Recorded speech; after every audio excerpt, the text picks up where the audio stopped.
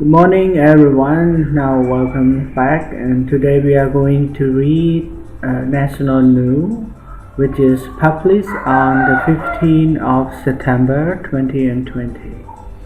The news today is about earning merit for departed loved ones, written by Quick Nita Devi, My Times. Okay, so we go to the news altogether. Here, worshippers put rice into Buddhist monks' bowls during the Chumban festival. Okay. Chumban festival, directly translated as gathering of rice, is known as Ancestors' Day, a 15 religious Buddhist ceremony to honor and bless deceased ancestors. Okay. The ceremony commences after monks chant throughout the night as a prelude to the first day on the 4th of September, to symbolize the opening of the gates of hell for entry into the land of the living. Visitors make food offering during the duration of Cambodia, the first 14 days of the festival. The 15th day marks Ban Thong, the most significant day where reunited families attend pagodas to offer sizable gifts of flowers, food, sticky rice cake, money, and presents.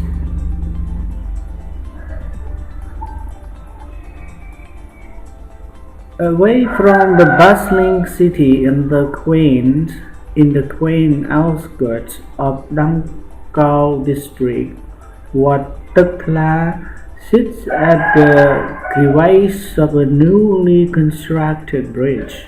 People from the village, mostly elders, have already gathered at the pavilion for prayers and light bundles of incense and candles, which glow in faint amber as an offering to the massive Buddha statues that seem to peer from the altar.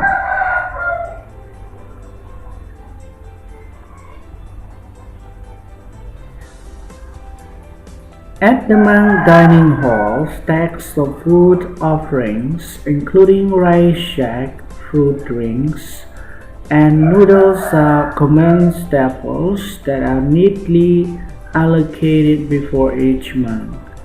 Freshly prepared food are spread out in rows of organized silver vessels with certain curry, steamed fish, and soup. As the monks enter the pavilion, prayers are led by the priest, who orchestrates the group recital in the Pali language to signal and summon ancestors to the location of the blessing. After the ceremony comes to an end before noon, the monks retire to their living quarters to begin the ceremony next phase. Monks play a key role in conjoining the living with the dead, tasked with converting food offerings into merit that is delivered to age-long deceased relatives to reduce their sins and assisting hungry souls on their paths to reach reincarnation. It centers around the belief in karma and reincarnation, where spirits with bad karma inhabit the spirit world. As spirits roam in the living to repent, ceremonial offerings bear merits which help and expand the sins committed by their ancestors during their lifetime. The ceremony helps ease the suffering of spirits with pinhole mouths incapable of getting enough sustenance. It is believed that failure to participate would anger the ghosts who would cast a curse on the living in the physical world and bring bad luck. Buddhists visit at least three pagodas, especially the ones home to their ancestors' stupas, within each family household. Key selections of foods are often prepared and dedicated exclusively for the monks, depending on the day or the capacity of the pagoda. How do most regulate and carpet over abundance? Speaking to Khmer Times, priest Don Dan at Tekla Pagoda said that there is never too much food left over from the monks, and there is just enough food to be shared among people gathered at the pavilion.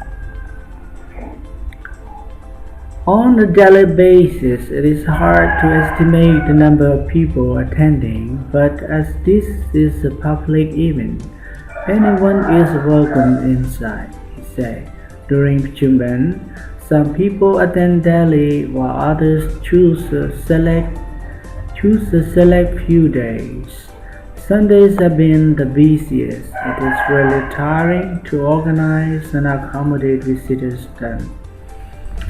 Dan said most food donations are done within the pagoda where vulnerable people such as orphans and disabled people often take refuge and shelter. Mostly there are sufficient quantities of food offered, which is enough to feed people who generally pay visits to the pagoda. There are days where there is not enough, but there is never an excess of food. The food is never thrown away or goes to waste, but is given to those most in need.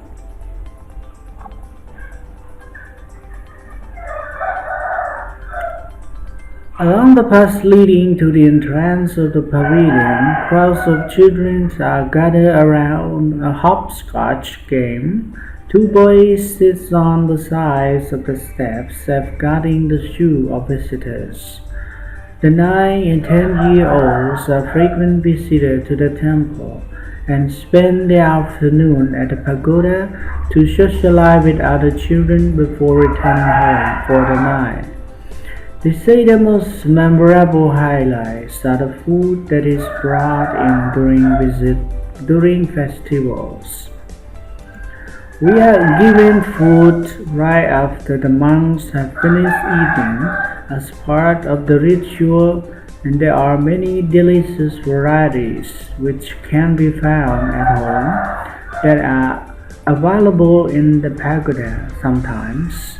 The priest will also give us about $0.12 to about $0.25 for us to take home, a shy 9-year-old says.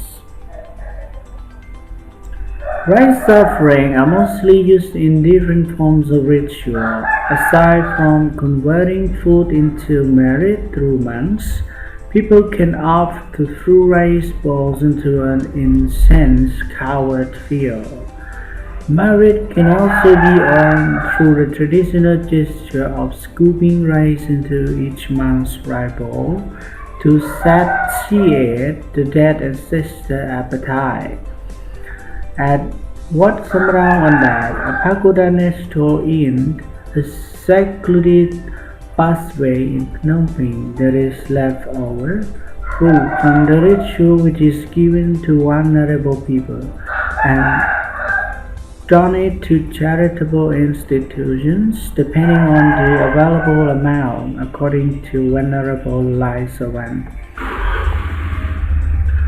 Donations depend on leftovers, which is hard to estimate on a daily basis. There aren't much leftover since the pandemic began, but usually anything left is offered to orphans, the disabled, and those in need, he says. When someone says the holidays are an opportunity for family gatherings and people from other provinces to visit and gather at the pagoda, where food is distributed. On occasions where the chief monk decides on which NGOs to donate, the pagoda would supply 2 sacks of rice and around $2.50 or $5 in donation.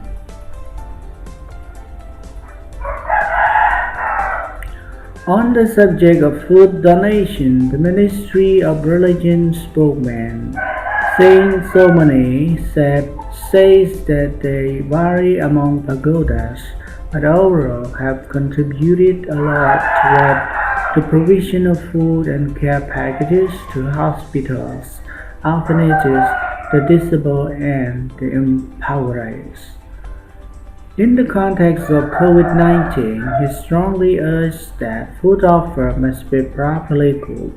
People visiting pagodas need to ensure that food is safe for consumption to avoid compounding health problems, as well as adhering closely to the Ministry of Health's guidelines, he said.